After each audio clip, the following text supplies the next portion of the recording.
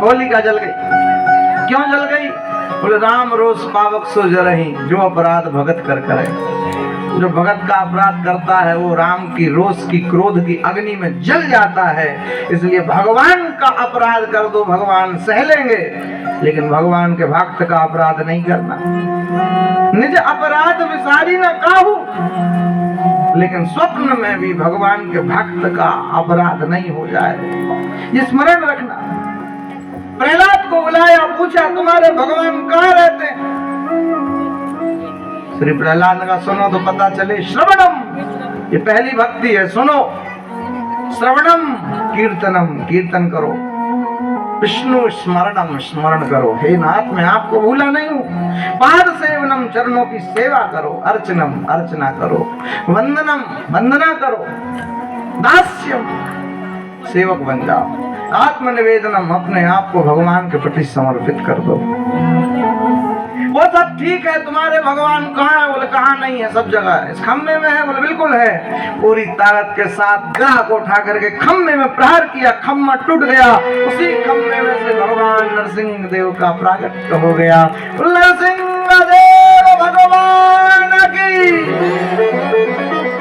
जब श्री नरसिंह देव प्रकट हुए, हिरण्यकश्यपु का युद्ध होने लगा, परास्त हो गया। हंसता है, मैं मरूंगा नहीं। क्यों? बोले ना ऊपर मरूंगा ना नीचे मरूंगा। भगवान ने घुटने पर रख लिया, ना अंदर मरूंगा ना बाहर मरूंगा। भगवान ने घर की दहलीज पर रख दिया।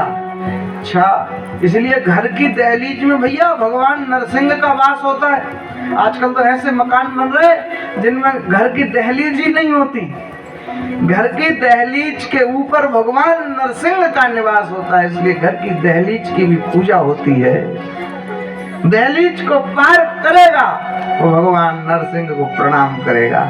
श्री हनुमान जी जब लंका में भीतर जाने लगे तो ऐसा लिखा है कि नरसिंह को याद किया, कृपा सिंधु नर रूप हरि, और फिर भीतर गए।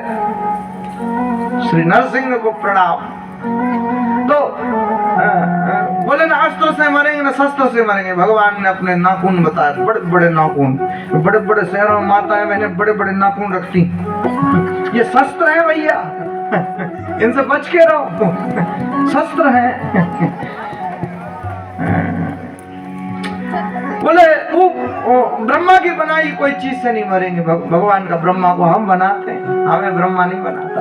अधिक मास का निर्माण कर दिया। अच्छा तो सुनो, नर से नहीं मरेंगे, जानवर से नहीं मरेंगे। भगवान ने कहा चेहरा देखो बोले शेर की तरह, शरीर देखो बोले मनुष्य की तरह, नर की तरह। नर के रूप में भगवान सिंह। खेल ही खेल में भगवान ने हिरण्यकश्यपु नाम के दैत्य का उद्धार कर दिया। नरसिंह देव भगवान की। प्रहलाद को बुलाया है, किसी में क्षमता नहीं भगवान के समक्ष चला जाए। ये आवेश अवतार, सब डरते हैं। प्रहलाद अकेले नजदीक पहुंचे, गोद में बिठाया। प्रहलाद से पूछा क्या चाहिए, मांग लो। प्रहलाद ने क्या मांगा? यदि राशि समय कामान भरा सत्वा वरदन सवा कामानां मृग सरो भवतस्तु गणेवर। प्रभु मुझे वरदान में देना चाहते तो एक चीज दे दो। क्या मेरे मन में कोई कामना हो मांगने की तो उस कामना कोई नष्ट कर दो। मैं तो कुछ ही नहीं चाहता, मैं आपसे यही चाहता हूं कि मैं आपसे कुछ भी नहीं चाहता। किसी भक्त ने भगवान से कहा कि मैं अगर मांगू तुझे तो कुछ ना देना तू मुझे, क्योंकि आशिक नहीं लोग मजदूर कहेंगे। मैं मांग भी लूं तो भी कुछ देना नहीं। प्रहलाद ने अद्भुत मांगा, मैं आपसे यही चाहता हूं कि मैं आपसे कुछ नहीं चाहता। भगवान प्रसन्न हो गए। इस प्रकार से भगवान नरसिंह ने कृपा की थी। श्री प्रहलाद के प्राणों के लिए भगवान ने बचाया था। अब तो सुखदेव जी महाराज कहते सुनो, हाथी में बड़ी शक्ति होती है। तो हाथी जल में स्नान करता और एक मगर ने उसके पैर को पकड़ लिया। यह है गजग्राह की कथा। कहते हैं 6 महीने बीते, हाथी ने आवाज लगाई, सूंड में सूंड फंसा करके उसकी पत्नियां उसके बच्चे उसको बाहर निकालते। 6 महीने हो गए, जब बाहर नहीं निकलता तो सबने छोड़ दिया उसके हाल पे, क्षमा करो।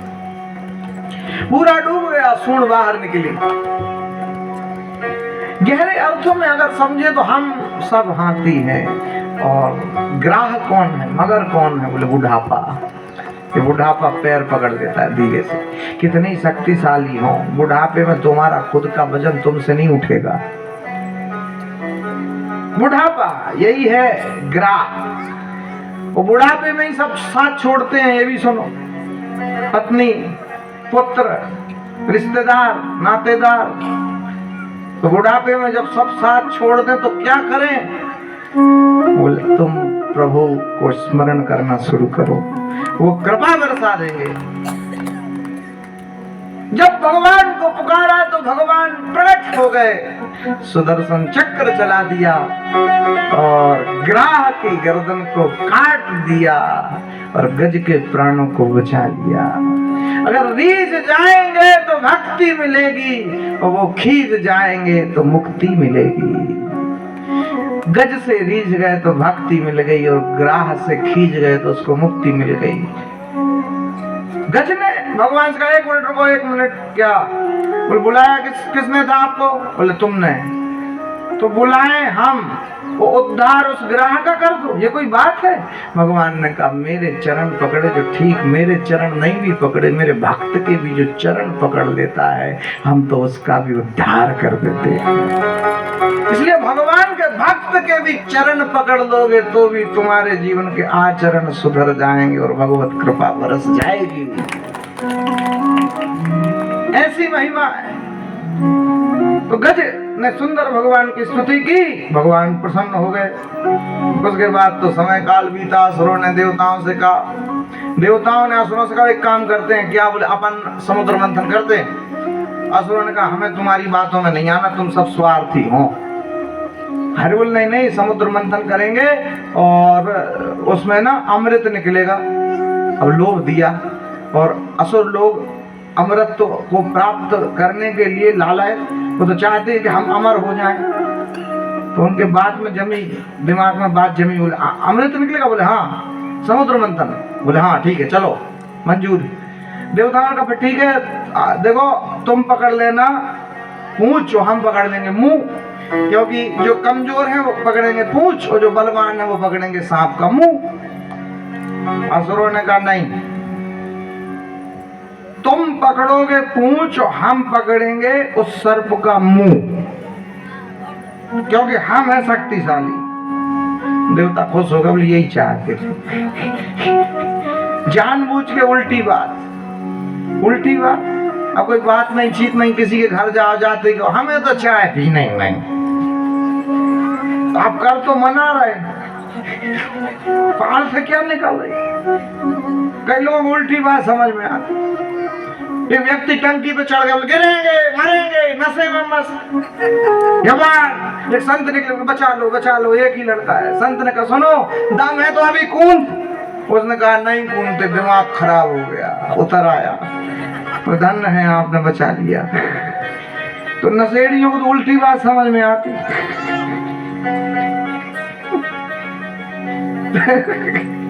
कुछ बल के नशे में मस्त रहते हैं, कुछ अभिमान के नशे में मस्त रहते हैं। नशे भी कई प्रकार के होते सब। तो ऐसे देवताओं ने कहा ठीक है, चलो तुम मुख पकड़ना, हम पूंछ पकड़ेंगे।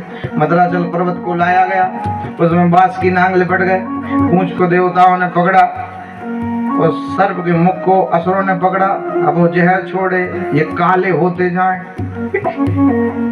देवताओं का अपन ठीक रहे, और जैसे ही फर्स्ट नंबर पे निकला जहर, कच्छप अवतार भगवान ने रखा। पहले कथा में सुना चुके, अब विस्तार तो नहीं करेंगे। वो कछुए की खोपड़ी मजबूत है, उसके ऊपर ही मद्राचल पर्वत।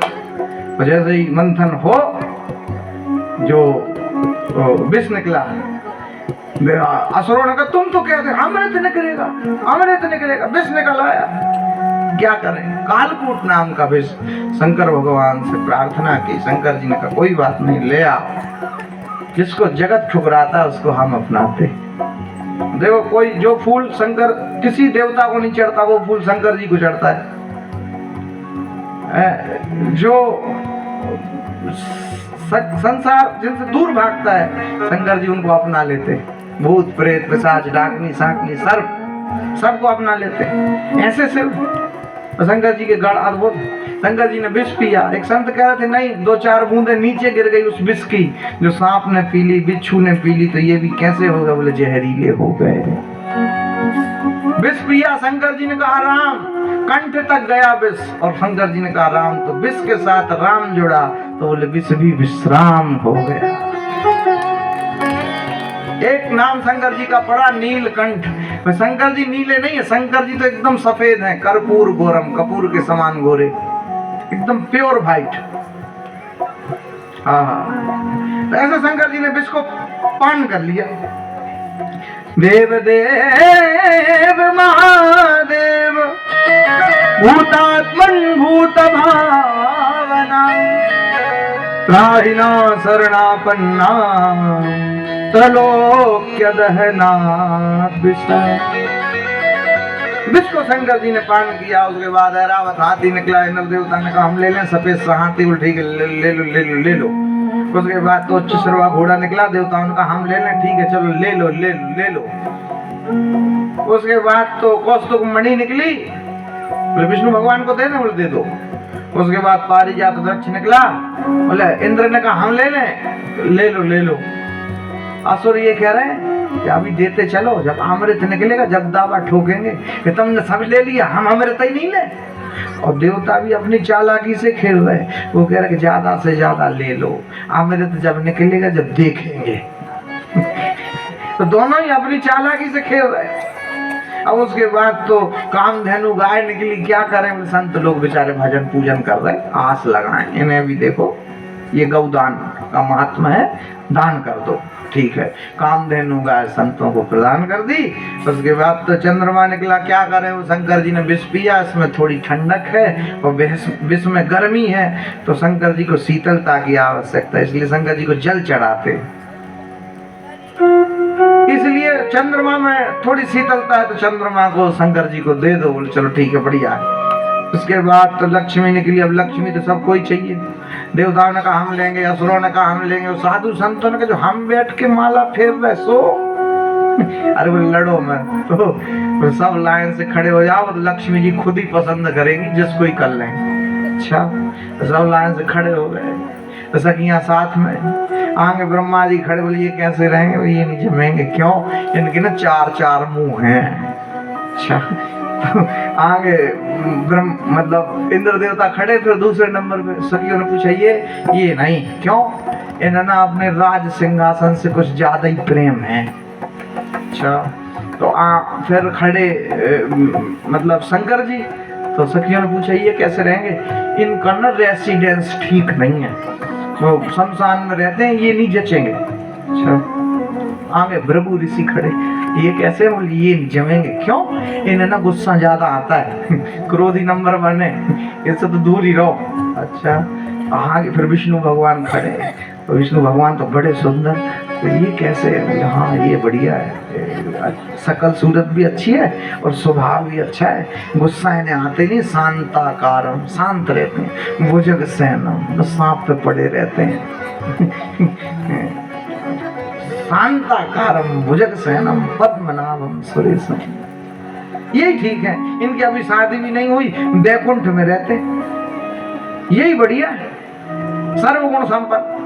वो कन्या यही चाहती। तो लक्ष्मी जी ने वरमाला भगवान विष्णु के गले में पहना दी। बोले लक्ष्मी नारायण भगवान की। इस प्रकार से श्री लक्ष्मी जी का विवाह भगवान नारायण के साथ संपन्न हो गया।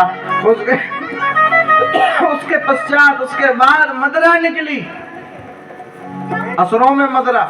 उसके बाद